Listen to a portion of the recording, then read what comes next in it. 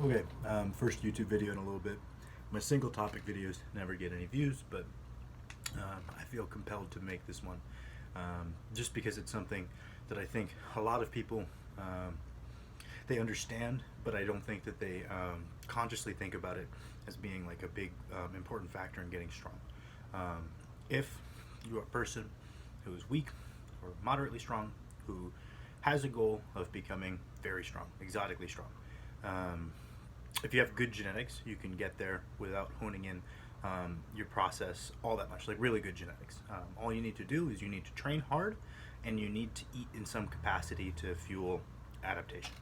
Rinse, repeat, you can get to an exotic level of strength if your genetics are pretty out there. Whereas if you are someone who has more par for the course genetics, someone who's like more in that like middle of the bell curve range where most people fall, what you need to do if you want to get extremely strong is you need to create a regimen. This sounds like intro to exercise 101. You're like, I have a regimen, fuck off, Sam. This is dumb.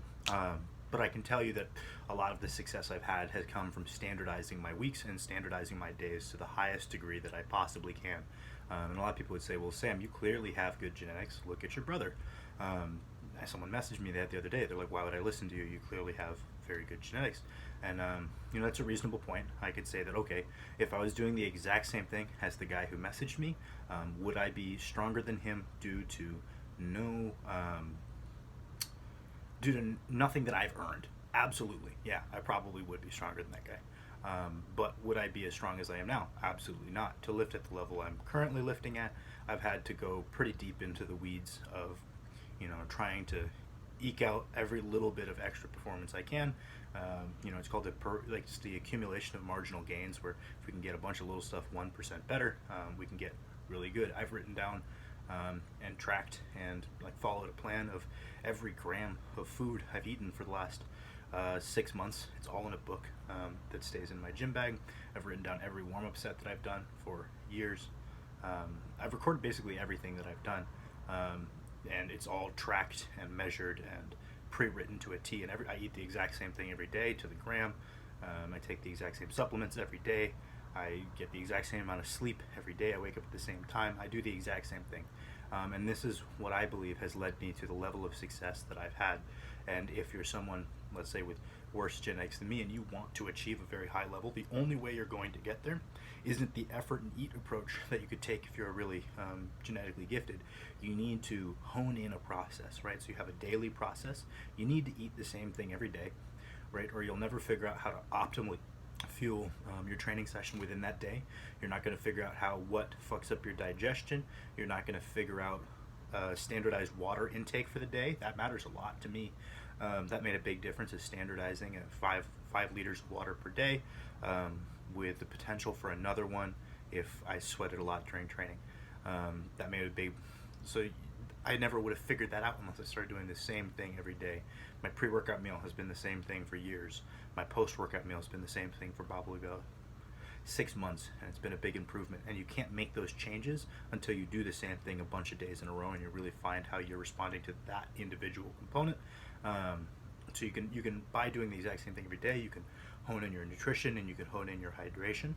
You can hone in your sleep schedule. You can hone in your NEAT, right? If you standardize, I take 2 walks per day, and I know that each walk is about 3,000 steps.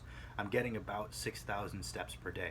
That's not a bad baseline, right? So you build that into a standardized structure. You need to do the exact same thing every day, and then hone in that structure to you individually. You find, oh yeah, I could recover even better if I took a 3rd walk, right? And I get to the 9,000 steps. And now that's part of your process, and you need to do that for several years. But that little 1% increase of getting those steps every day will add up a ton across 20 training blocks over the next couple of years, right? Let's say it only makes like a 5-pound difference over 1 year.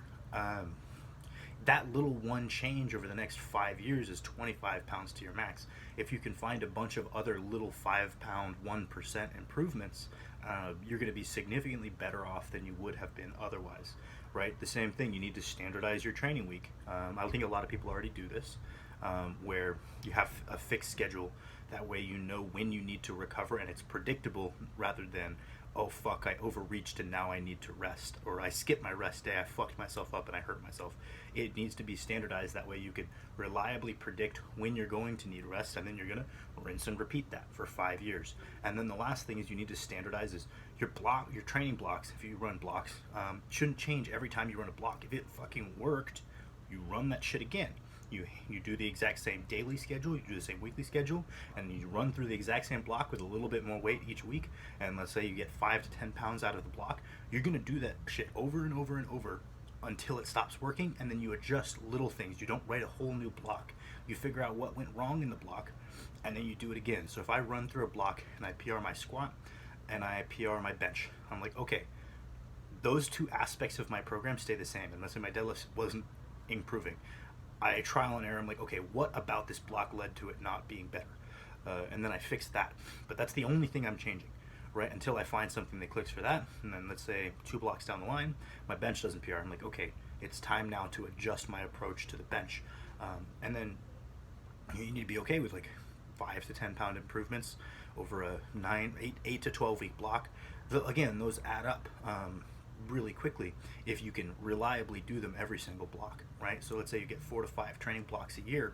If you only PR 5 pounds, only 25 pounds a year, especially if you're a more intermediate guy, is a pretty decent rate of progression. Could you do more? Probably, if you honed in that day-to-day and that week-to-week and that training session to training session process.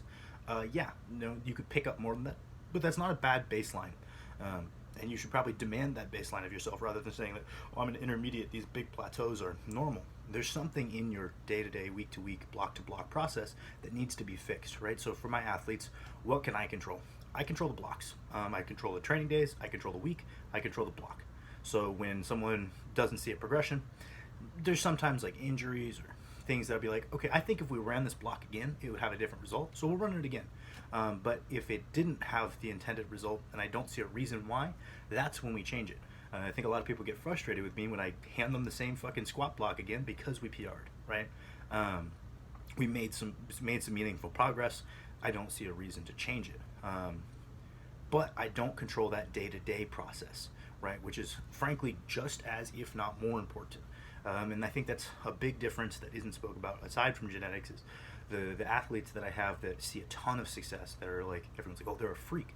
I know from talking to them that they have their day-to-day process way more consistent and way more standardized and way more optimized to themselves than the guys who are like, oh, that guy's seeing such good results. I have the same coach. The reason I'm not seeing the progression that he is because of my genetics.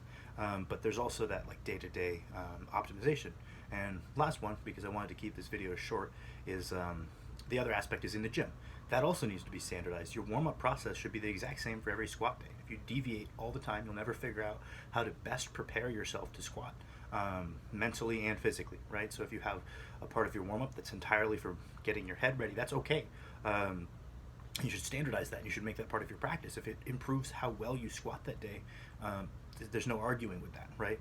Anything that you can do to optimize that performance of the session, and then anything that you can do every day to optimize the recovery from the session. You're giving your body all the nutrients and like basic building blocks it needs to then take that damage and turn that into a stronger person, right?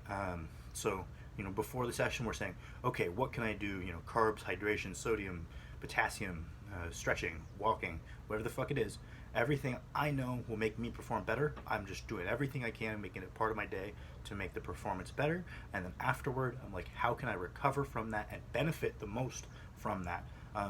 That work that I did, and I really put the most into getting the most out of. I have to put work into getting as much out of the performance as I put into maximizing the performance. I hope this helps. No one's going to watch it because no one likes my single topic videos, but I was eating breakfast and I kind of wanted to share that.